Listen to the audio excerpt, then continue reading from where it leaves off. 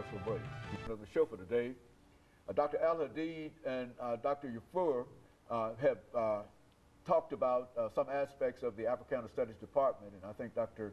Al-Hadid explained some of the challenges of the Africana Studies Department earlier, and I think that Dr. Yafur would now like to speak in reference to some of his challenges as the interim department head at the Africana Studies Department. But let me give a little background about the department. I know Dr. Al-Hadid had made a significant contribution to the creation of the department. As I said earlier, we were just taking, this was just a take-off period. Unfortunately, this restructuring came about. Well, let me tell you this, what this department did. Even just 4 years after the creation of the department, in 1998, we had a program, what you call community outreach program. And I was teaching courses, the African American community and the African American family, particularly the African American community. So I decided to do research and survey and pilot studies in the community, namely in Monroe Village, in northern community, in northern Nashville. Out of that research came a book, which is entitled 21st Century Africa. And we did a survey along with my student.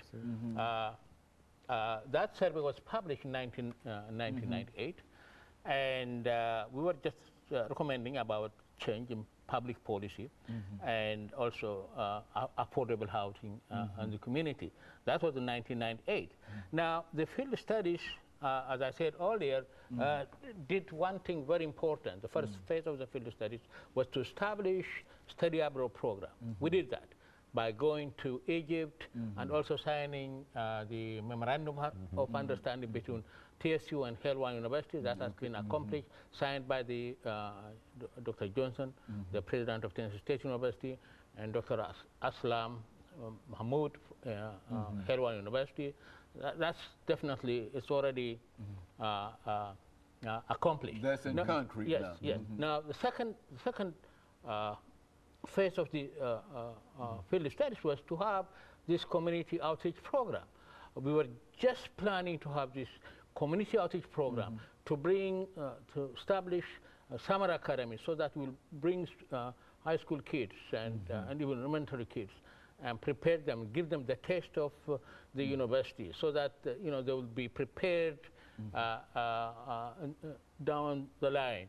And also to establish this outreach program for affordable housing. Currently, 12 students, 12 students are working in the community, doing surveys in the community for affordable housing and for school curriculum. While we do this restructuring came. Now we are a minor.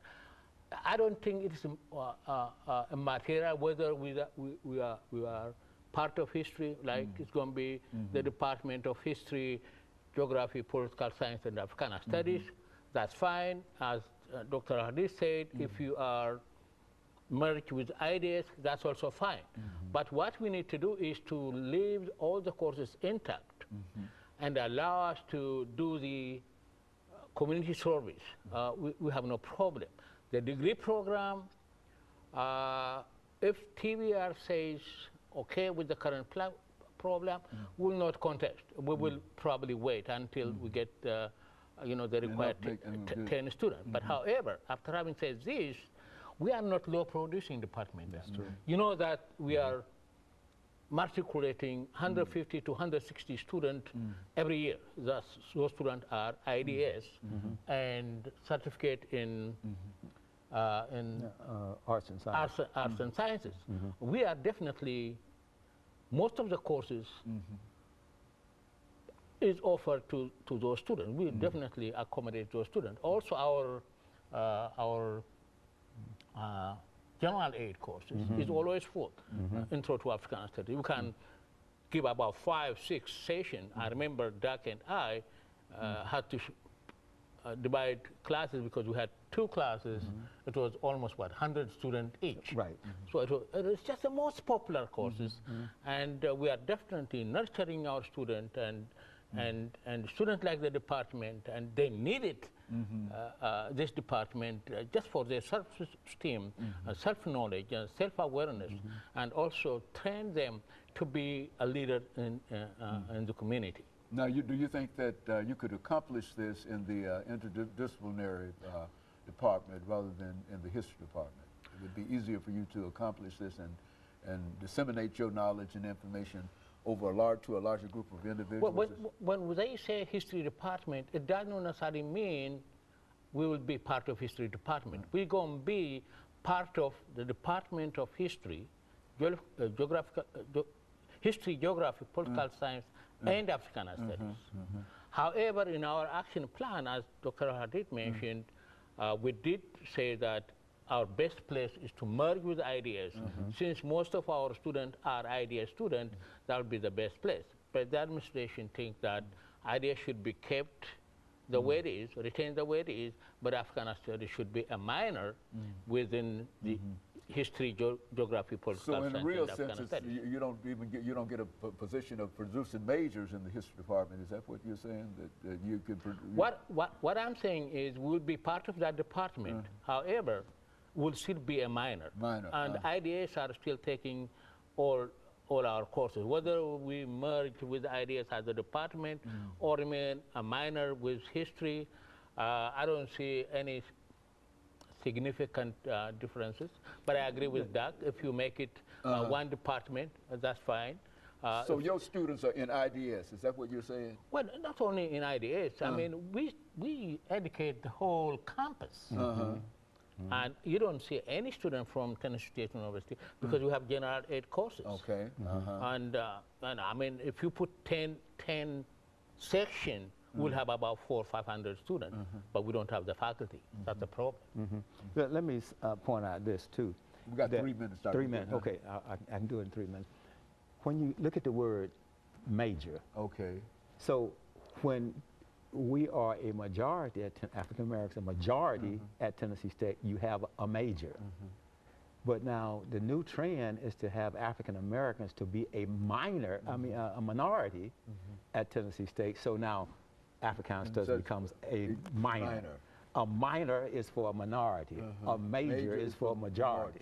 See, that's the symbolic message that they're getting out in the media.